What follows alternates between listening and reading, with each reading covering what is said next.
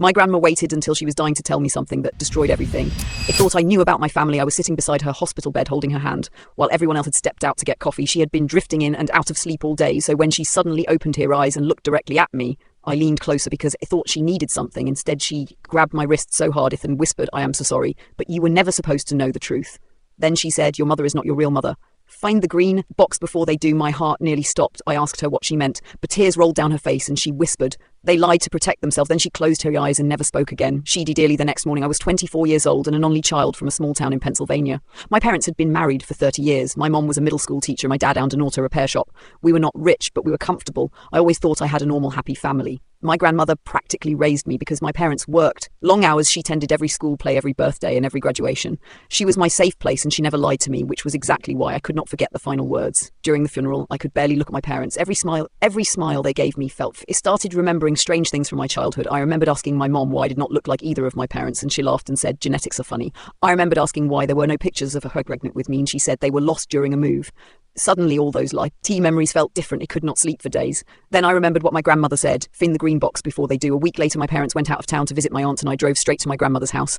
I had a spare key and knew every inch of the place. I searched close to cabinets and drawers for almost 3 hours before I found a small green metal box hidden behind old blankets in the attic. My hands were shaking. As I opened it, inside were photographs, legal documents and dozens of letters tied together with a faded ribbon.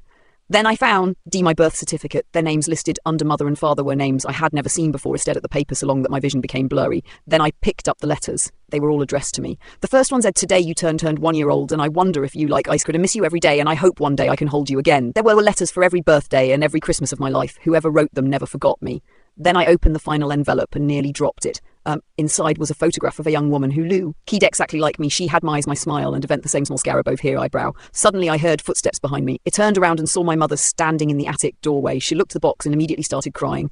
I asked her one question: "Who am I?" She slowly sat down and told me everything. The woman in the picture was her younger sister, Emily. She got pregnant at 17 and my grandparents were furious. They believed having a baby outside of marriage would destroy the family reputation. They pressured Emily into signing adoption papers and convinced my parents, who could not have children, to raise me. I asked why nobody ever told me. Then my mother said something that completely broke me. "Because Emily came back for you." Apparently my real mother spent years trying to rebuild her life. She got sober, found a job and even hired a lawyer because she wanted custody of me back. But my parents were terrified of losing me.